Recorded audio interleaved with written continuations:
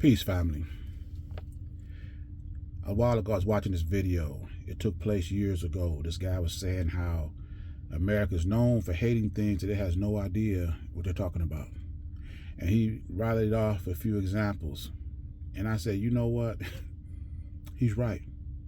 And this is still going on today. And to prove that, Donald Trump, during the speech or during the interview, he was saying something about how this country fought a war to end communism. And he's not going to be a president that allowed communism to come into this country here. He said this after Mayor Mamdani in New York won his election for mayor of New York. And a couple of his so-called socialist agenda Democrats also won. So now Donald Trump is saying, threatening basically, that there's no way communism is going to come to this country. If I was to ask the vast majority of people to explain to me exactly what capitalism is, socialism is, and communism, they probably wouldn't have a clue. But I'm going to read a brief description of each one and tell me this country is 250 years old. When you look at the brutality that it was birthed from, the enslavement of Africans for hundreds of years. And when you tie the brutality to the desire of earning money, if you were to start a system at that point and you want to prove yourself to be a better way of life, a better system of government for the people that you want to start this country with, which system of economics would you employ? Communism, socialism, or capitalism? We're going to start with socialism. Socialism is an economic political philosophy advocating for collective or public ownership of the means of production rather than the private ownership. It aims to reduce inequality by distributing wealth based on individual needs and ensuring resources serve the public good rather than generating private profit. Some of the core principles and variations: social ownership. The foundation idea is that the resources used to produce goods and services, factories, land, machinery, should be owned and managed collectively by the workers or the community. Let's go a little bit further. Economic planning. Rather than relying on unregulated free markets, socialist systems feature centralized or decentralized economic planning to ensure production aligns with societal needs. That doesn't sound too bad. That doesn't sound too bad at all. But let's continue. Let's go to communism. Communism is a political and socio-economic ideology that advocates for the elimination of private property and social classes. So there'll be no poor, rich, middle class. That's basically what that means. It envisions a stateless, classless society where the means of production are commonly owned and resources are distributed based on individual need. Again, so far, don't sound that bad. Common ownership. All resources, industries, and properties are owned collectively by the public rather than by private individuals or corporations. No private property. Individual ownership of land, factories, and businesses is abolished. I don't see no real long-term problem behind that. Resource allocation. Goods and services are distributed based on the principle from each according to his ability, to each according to his need. I don't see anything bad about that at all. Now, let's go to capitalism. Capitalism is an economic system where private individuals or businesses own the means of production and the profit for it.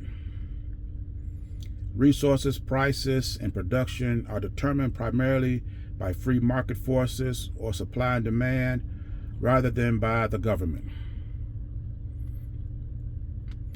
This supply and demand, even back then,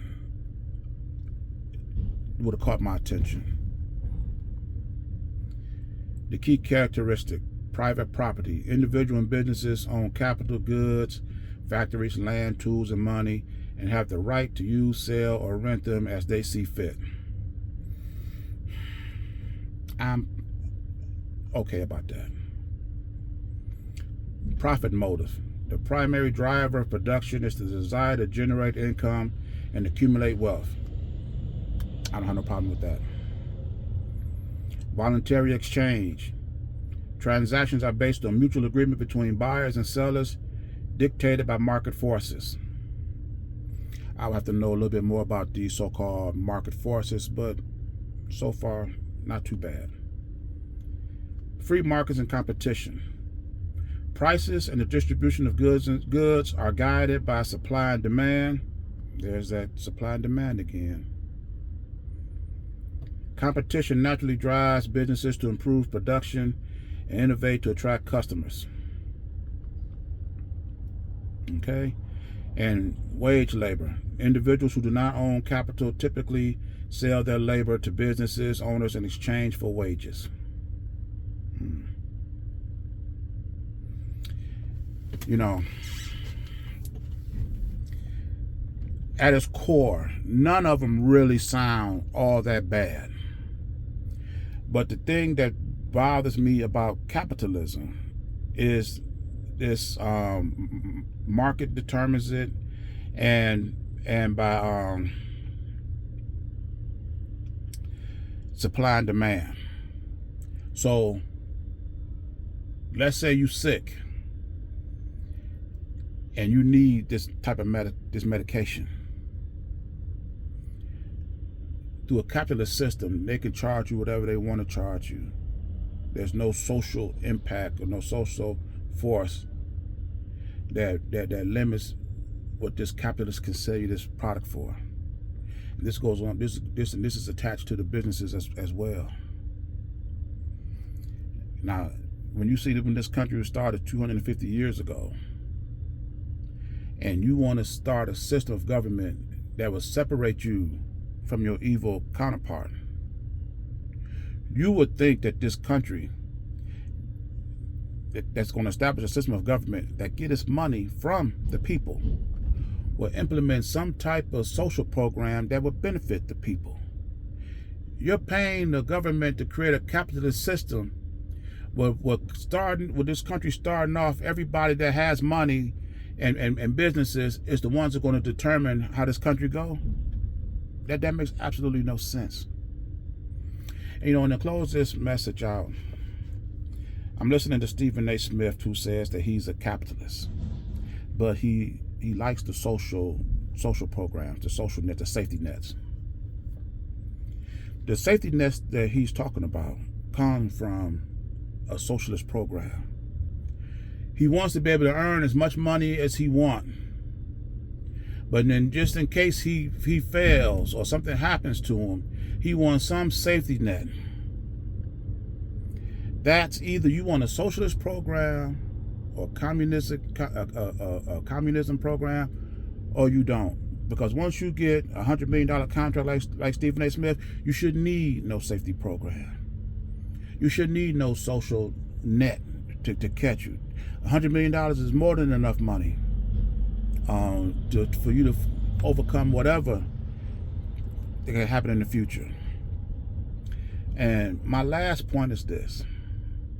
When you look at communism or socialism, why on earth would the people pay taxes to a system of government that will send military troops, men and women, to risk their lives to fight a country that's preaching socialism or capitalism?